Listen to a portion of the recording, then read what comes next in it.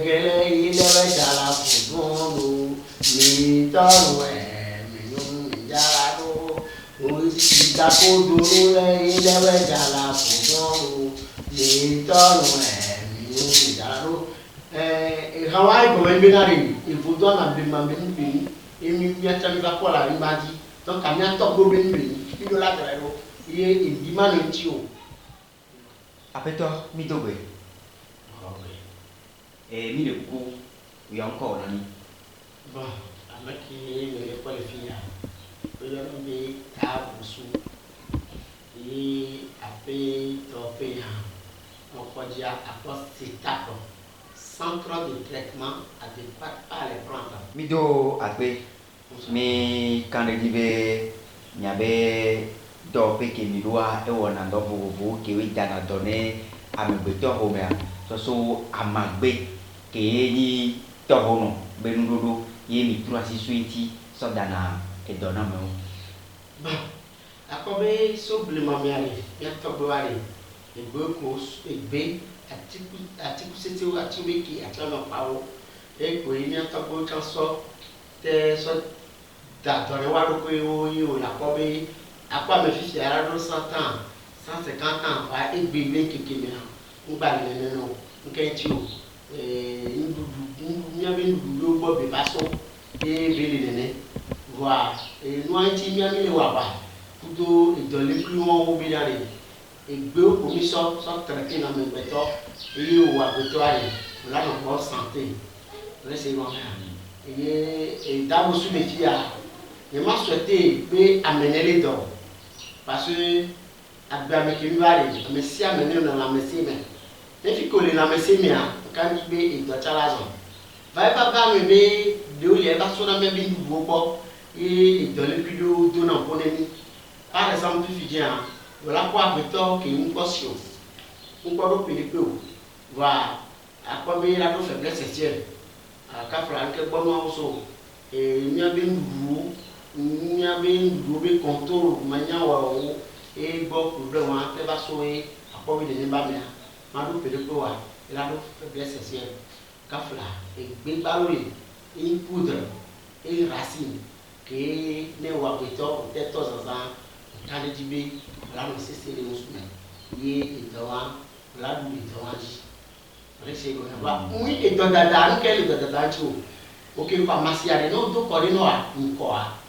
rese go na par exemple fi je ni la so e fi ma di be côté a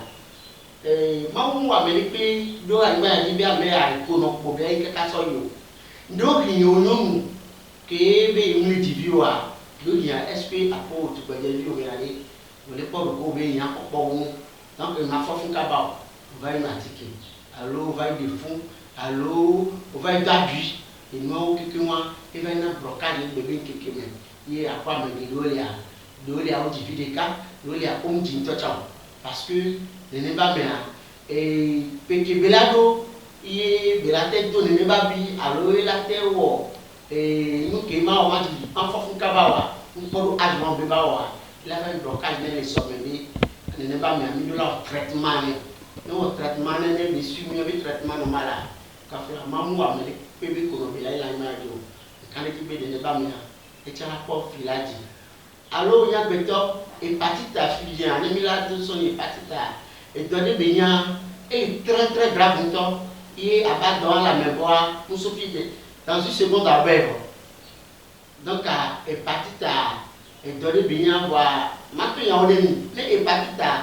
et puis attaquer cœur na me a ya o ma ba solution mo le tio fa fi ke mu attaquer a me bi fo ale wa nkan di be ni o traitement na me e chala do di ne be do a e la do le bo allo ya me eni ele do polo allo unsu ke mu tele to fo en ke bo bleso fu ma do de o ya sera infection bo e ni infection le tio a no traiter infection a ma tête de fond parce que infection ya e wuna ne bi o rese yo me alors asthme ele do polo a ka fla ja baba na gugu me o ki gugu ma che mu ma wo ma mi la sasi me le to no e igbe to cha o dare ni mi po funa mi la so yo to ni a ko wa nkan ki o cha o la po do yo Monsieur la Pawandia et donc les olés d'Abosu Dara. Voilà Kafra Zané, mais d'Abé d'Abosu Poa et Patabina. Parce que les gars, et l'on voit et la voix. Voilà, on lui a toi, au moins de la voix. Donc, à Bianari, Mimba Passacado. D'Abosu nous sort donc et Béloa, d'Abosu sort le commerce. D'Abosu sort les Sapelo, et Wamonoya, et Gatoya, et Titoya. D'Abosu déjà me tienne. Qui veut les loups pour les défis à te gogo mani nkani ti o so akoye la le ba do zame o kele kafla o joba bi ame e do ga ikla mate bi o capital so ma o me ba ye o la ba ko be ame ale wa pedele ko kata e cha pedele la wa o la wa pedele o ka ni dans 100 ans mila ma ko ni me o parce que bi o ba o to ka de ni desi ale ke mila o la me ya dia mi la ji mi do ko me ko mi a tro yi mi a do ko me ko a ku go me e se mi ya ni et pour dire quelque chose ça n'est pas c'est comme ça voilà bébé qui que m'a mené là où c'est naïf comme nous au blé pas puis on va y soit mais bébé pour nous alors kafla d'abord soumulé revodoir mais la base je vodu mais d'abord sous bon né au nyamé au moulé si on va bébé mais aller japapa d'abord soit constatation non d'abord sous canafa d'abord sous constatation nyango na do do boboye ko la do ato seo examen be jabe nda ko so na ta fra je mi la ko ba mi do le obi nkwafa won le bi bo groupe yi obi ma no to parce que aje do ni moyen na se bla ko to fa ni moyen ya ze do la mu se to fa ke no ifu no la be vai te fa o to ko si pedele fa su be fo ame wo ka do ko yi e apeto la le kire ke a la poste la idome la do diplôme ma koto kapla o kelele bi nene be ku be mi ade japa bana te gogo no te gogo ma ni la ku me ko nu ka chi o to bi bi oba ya alo di manya e to ya kapla ai ba ke dimi le zo ale e ko la manji ye ne o nya zo zo la ba ndi wa o la no o ku to do ko va se la medele o ko si kwa amele mu ndo ku o to we ni ko na do ko parce apo we trivia nke ti be so bara munya ka flanke yo so na miajo o to ti siwa be with video onya nu ko la ko la do onya bon onya nu ko la bo nya no me ko la no a ko la ko la do onya manya me ba iboa mi agbe to ame iboa mi le ni ko ko ni ko ya mi la je me ni ko ya mi la je me e wo kaka be amede ati to mu de ko la fi le bu va so aba se tele o ko be e ba na me ya onya be o so tara na ba me na me yo la plate kaka wa o déposer diplôme wa o amese me to la to gomato ne li ne no ari patron do ko me e gogo me mi la ko me ko ne ko me ko ne to be o cha ne obi ba do me ba ma to mo bi na ni fiko le a ngba be awale ko a o va obi ba liko la wa ya donc à monsieur amekele kota musigbe yale nja baba ne ate gogom e dabo sumule titi pechon no bado kan kope catholique ari no yo dabo swa elatono dabo sube numéro WhatsApp toi le 99 89 19 98 donc contactez-nous le WhatsApp dia la com et numéro est Togo c'est la 90 114 28 44 numéro de Bénétoile voilà pour 00229 94 03 86 31 quand on dit on l'a dit d'abord sourire tito il y a un moment Amérique première fille a fallu portation yo tamu ai nche ni mawo nu ke mto no sona ma mu sona be ma so obore no bi enti o e sona be ma so pere no bi enti o ke nyanu ye no bi o munya le kaka me le pepe mi ari ndono bi o bai yue bai na tamone doni e wa ko chole wa e so me na to no la tamone o chan e apo ku de sia ya apo bi o chan la ko ne ba le la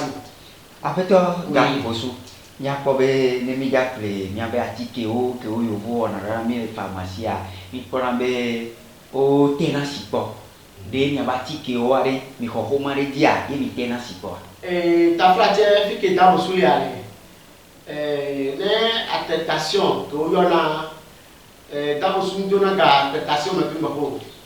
ja baba da bosu e do ya le kaka broma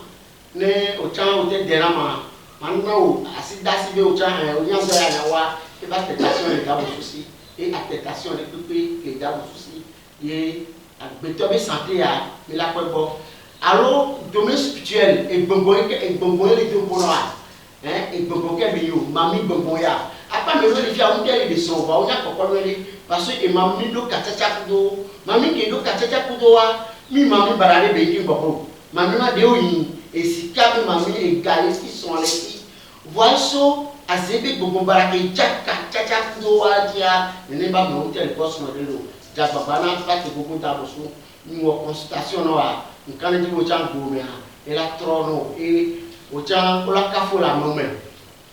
donc ya su bon chan wa na ya ta boso le na mesiana ok les tous les pipe me afili ko ko le ale to go ba ma ja afili ko ko le ale ja baba na ba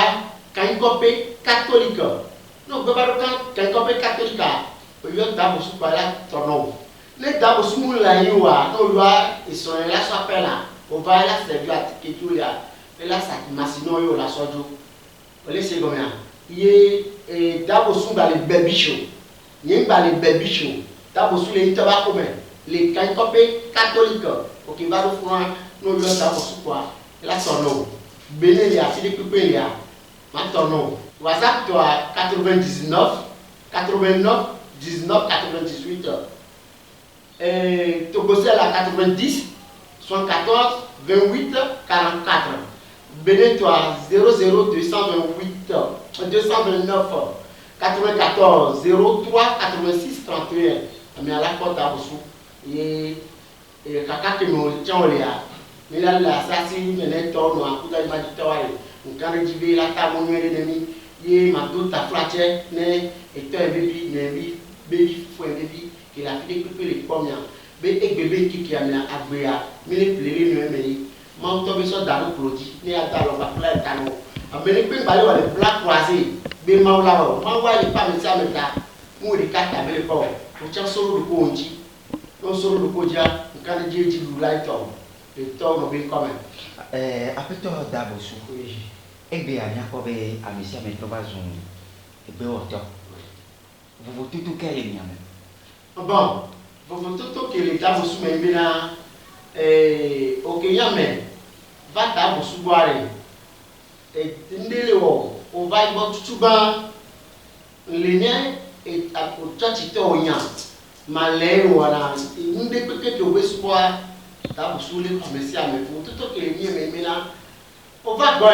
les traitements des d'abord sous non et gâteau ça derrière il y a un traitement dia et gawan et gawan la naï ne on nous kaka be ko ale ne nous que mi le jamin ko wa nko be a bo mi la dori no wa mi la dori no ba tine da so be que e a fi fi ale gba ya mu ka be to be gba ta a o da so mi le no resi ko na a be to fala ko ele ke ka fla zandre a ho ke mi to le fi be be ba ma ai ma ya mu nyen to plo e ho ke le ko mu nyen to plo no wele nyoa ncha ma we no a e ba le dabo sous les loups les cani copé catholique les accommède donc ne ba me a fi de pepe ke ri belia e la ko papa e be vi la ko papa ne na me de pepe ke la ba boya papa ko la ya na to e be a nya ko be e do lo bana e a mo ko ne ku do ku ba lo ti bebe eni ti la me be do bo eni na bonbon me be do ulo na do be do me ni ti la be do de ke mi ona ka mi te bu na ji bon atawa ji are o be ne o ja wa ti are atweji soke aji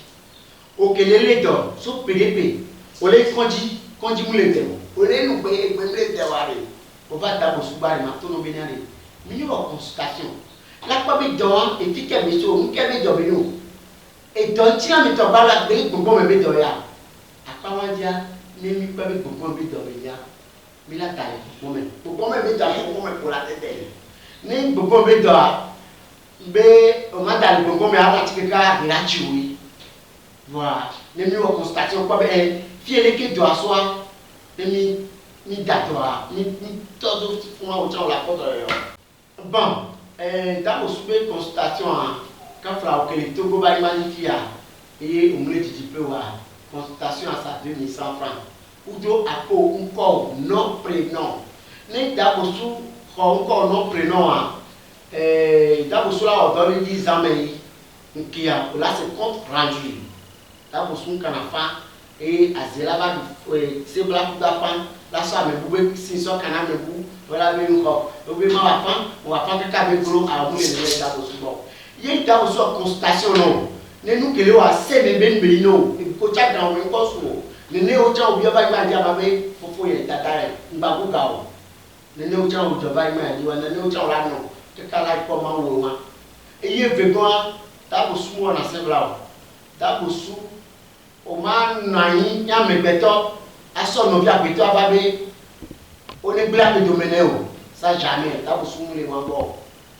parce que comme nous que là o la se protéger do ko wa e d'abord sou te ora